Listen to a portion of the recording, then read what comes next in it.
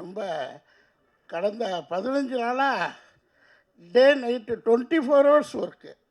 முன்னெல்லாம் சினிமாவில் வந்து எங்கேயாவது 10 நிமிஷம் டைரக்டர் கூப்பிடுவாரா, ஏதாவது ஒரு டைலாக் போடுவாரா, இவ்வளோ வாங்கியிருந்தும் ஒருத்தர் கூப்பிட மாட்டாங்களே அப்படின்னு ஏங்கின காலமெல்லாம் போய் இப்போ ஒரு 10 ப்ராஜெக்டு டே நைட் பண்ணிக்கிட்டு இருக்கேன் லீட் ரோலில். ஒரு 40-45 வரும்போது கொடுத்துருந்தா கூட பரவாயில்ல. இப்போ 60 வயசில் 24 ஹவர்ஸ், அதுவும் டே நைட்டில் காடு மேடெல்லாம் ஐயோ சொல்ல வேண்டாம்.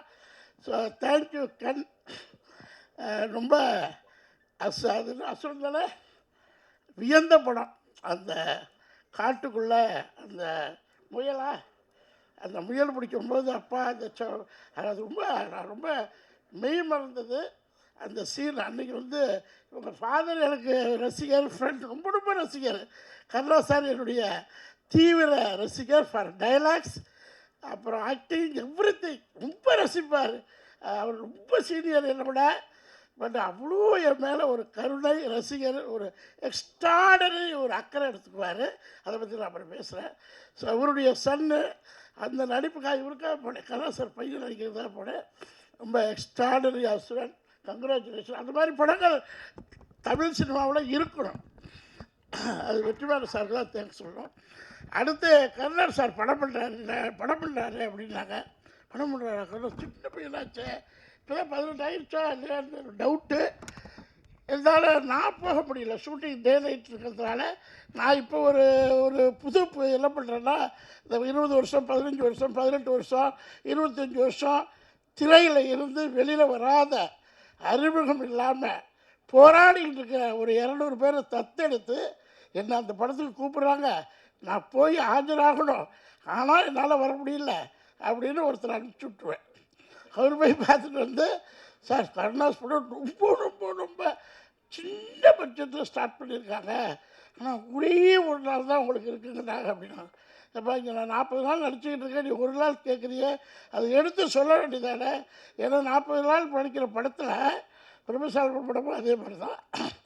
2 நாள் ஒரு நாள் போய் கேட்க முடியல என்னால். கட் பண்ணால் நான் இப்போ என்ன படம் இருக்கலையா, 40 நாள் உனக்கு கொடுத்துட்டு ப்ரொடியூசர்கிட்ட என்ன போய் சொல்லி திட்ட ஆரம்பிச்சிடுறாங்க. ஸோ அதனாலேயே இந்த ஒரு நாள் படங்கள் பண்ணுறதில்ல. பட் சின்ன ஒரு யங் ஜென்ரேஷன் பண்ணும்போது யூத்து எல்லோரும் அடுத்த சேதுபதி மாதிரி இருக்கும் அப்படின்னு நான் கணிச்சிட்டு டேட் கொடுத்தோன்னா மிஸ்டர் பேர் என்ன, இதெல்லாம் சினிமா, இது வந்து ஒரு நாடோடி மன்னனுக்கு சமமான படம். அந்த கதையை சொல்கிறேன். எம்ஜிஆர் ஜெயிச்சால் மன்னன், தோத்தால் நாடோடி.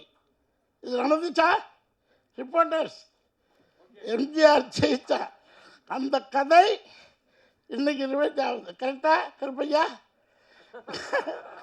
இல்லை கொச்சிக்காதுங்க, நான் சொன்னேன். இந்த படம் நடிக்கும்போது ஃபஸ்ட்டு எனக்கு மேனேஜர் பேமெண்ட் பேசுகிறார். ஒரு ரீசனபிளாக பேசி எல்லாம் முடிச்சிட்டாரு. நடிக்கணும்னு பேசியாச்சு, அட்வான்ஸும் போட்டு விட்டாரு, நடிக்க போயிட்டேன். திடீர்னு கருப்பையாட்டை கூப்பிட்டு, நான் டேட் வாங்குறதே பிரச்சனை, இதில் சார் நான் ரொம்ப கஷ்டப்படுறேன், ஒரு நான் அசிஸ்டன்ட் டேரக்டர்னு சொல்லலை, ஒரு சின்ன ப்ரொடியூசர், நான் உங்கள் அப்பார்ட்மெண்ட்டில் இருந்திருக்கிறேன், எனக்காக சப்மிட் பண்ணி கொடுக்குறாரு. நான் சொன்னேன்ப்பா, டேட் வாங்குறது ஏற்கனவே நான் டபுள் பேமெண்ட் வாங்கிட்டு இருக்கேன், கம்பெனியில் தான் டேட் வாங்குகிறேன். ஆனால் ஒன்று மட்டும், நீ எனக்கு கொடுக்குற காசு 20 மடங்கு வரலன்னா நான் அந்த பணத்தையே திருப்பி தந்துடுறேன்னு சொன்னேன். இந்த படம் கருணாஸ் ஜெயிக்கும், பணம் கொட்டும் அப்படின்னு முதல் நாளே சொன்னேன். என்ன சார் உண்மையா? இல்லை, இது கருப்பையாட்ட சொன்னேன். கென்னு என்ன கூப்பிடவே மாட்டார்.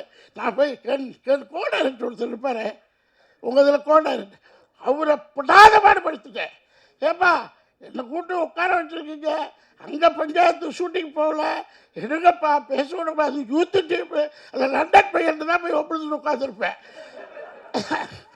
அவன் ஒன்றும் அந்த கேரவல்ல ஒரு ரூமில் ஒரு 2 ஆர்டிஸ்ட் இருக்கலாம், 3 இருக்கலாம். லேடிஸாக இருந்தால் 5 பேர் இருக்கலாம். லேடிஸாக தனியாக சொல்கிறேன். ஜென்ஸு 3 பேருக்கு மேலே தாங்காது, அடித்தடி வந்துடும். சின்ன ரூமு, அதில் ஒரு 20 பேர். யார் பார்த்தீங்கன்னா கென் கேங். யார் பார்த்தீங்கன்னா இப்போ ஒருத்தர் போனால் அவன் வந்து நான் சொல்ல தி அசிஸ்டன்ட் டைரக்டர் நோ கென் கேங்.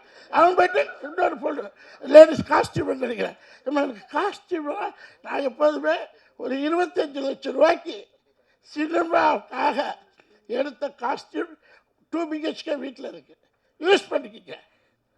25 லட்ச ரூபா கஷ்டகாலத்தில் சம்பாதிச்ச காஸ்ட். அதில் இது கொண்டு ஏன்னா என்னுடைய பேட்டர்ன் மாற்றுறதுக்காக ஆஃபீஸர், கலெக்டர், கமிஷனர், தாசில்தார் அதை மாற்றி ஒரு ஃபேமிலிக்குள்ளே என் மாதிரி ஒரு யூத் டைரக்டருக்குள்ளே வரணும். இப்படி தேங்க்யூ கருப்பையா.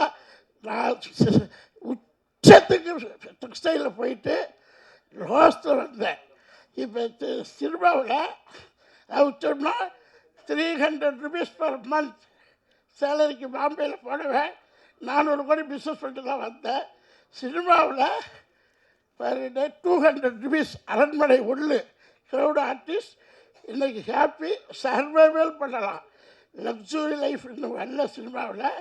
பட் கென்மாரி யூத் அந்த டீம் என்னோட அசிஸ்டன்ட் டைரக்டர், கோ டைரக்டர் அந்த மாதிரி டீம்லாம் என்னை வளர்த்துட்டு போவாங்க. அதில் ஜெய்சன் ஒருத்தர் 200 ரூபாய்க்கு நடிக்க போகும்போது யூத்தாக இருந்தார். இப்போ 2 கோடி ரூபாய் படம் பண்ணார். அவரில் என்னை 18 மணி நேரம் கேரவன்லேயே குளிக்கிறது, கேரவனில் பாத்ரூம், கேரவனில் சின்ன ரூம், பெரிய கஷ்டம். எல்லாம் 24 hours கேரவனில் வச்சு என்னது குளிக்கிறாரு. ஸோ அடுத்த படத்தில் கென்னு எனக்கு ஒரு 10 days ஆகுது கொடுத்து ஒரு என்ஜாய். நான் போய் பெரிய பெரிய டைரக்டர் படத்தில் நடிக்க போகல, 100 கோடி படத்தில் நடிக்க போகல, 200 கோடி படத்தில் நடிக்க போகல. யங் யூத் பீப்புள்கிட்ட கருப்பைய மாதிரி ப்ரொடியூசர்கிட்ட நடிக்கணும்னு ஒரு ஆர்வம்.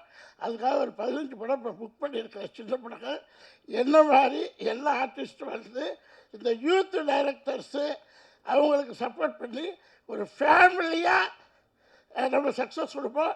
சினிமாவுக்கு 100 கோடி படம் இல்லை, 200 கோடி படம் இல்லை, ஜஸ்ட் ஒரு 7-8 கோடி போட்டிருப்பீங்களா? 7-8 கோடியில் பான் இண்டியா சக்ஸஸ். 7-8 கோடி இல்லையா? இவ்வளோ ஆர்டிஸ்ட் இருக்காங்க. சாப்பாடே கிட்டத்தட்ட ஒரு 50 லட்சத்துக்கு மேலே போயிருக்கு. கேமரா மேனோட தகராறு என்னென்னா, கென்னோட சண்டை போட்டால் கட் பண்ணிட்டு கோடைன்ற தகராறு. கேமரா மேனா இவர் ரவி வர்மாவிலேருந்து டாப் 10 கேமராமேன் ஃபிலிம் இண்டஸ்ட்ரியில் எல்லாரோடையும் போய் உட்காந்து அடிச்சுட்டு வந்தாங்க. எல்லோரும் ரசிப்பாங்க. என்ன டைரக்டர் ரசிக்கிறத விட கேமராமேன் தான் என்னை ரசிப்பாங்க. அவர்கிட்டையும் போய் வம்பிழுத்துட்டு வந்துட்டேன். என்ன ஏன் போடலன்னு பரவாயில்ல. ஸோ அடுத்தடுத்த படத்தில் இது ரொம்ப ஹைலைட் ஆயிடுச்சு. எல்லா மக்களும் நீங்களும் சாட்சி. இந்த படங்கள் இன்னொரு 40-50 நாள் தேட்டரில் ஓடி கருப்பையாவின் அடுத்தடுத்த கனவுகள் கரெக்டாக ஒரு 40-50 படம் யூத் டைரக்டர் கொடுத்து தமிழ் சினிமாவில் Vidivelli team, Karunas and Karuppaiya team, gang team, Karunas gang and Karuppaiya team. Sorry உங்கள் ஃபாதர் சாரி. அது அந்த எக்ஸ்பீரியன்ஸ் பேசுது பார்த்தீங்களா? அந்த ஒரே ஒரு அஜித்தோட நடிப்பார் கருணா சார். அந்த அந்த ஒரு சீன் நடிப்பார், அஜித்தோட நடிப்பார். அதே ஞாபகம் வந்துருச்சு.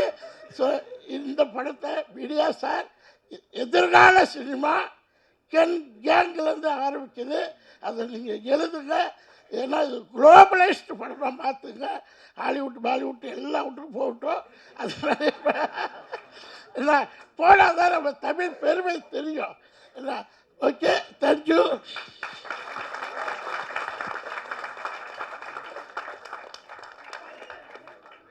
Thank you so much sir. இதுக்கப்புறம் இந்த ஸ்டேஜில் பேசுறதுக்கு வேறு என்ன இருக்குன்னு நானும் யோசிச்சுட்டு இருக்கேன். எல்லாருமே ப்ரிப்பேர் பண்ணிட்டு வந்திருப்பாங்க. ஆனால் பிளாஸ்டான ஒரு speech. So next main actors நம்ம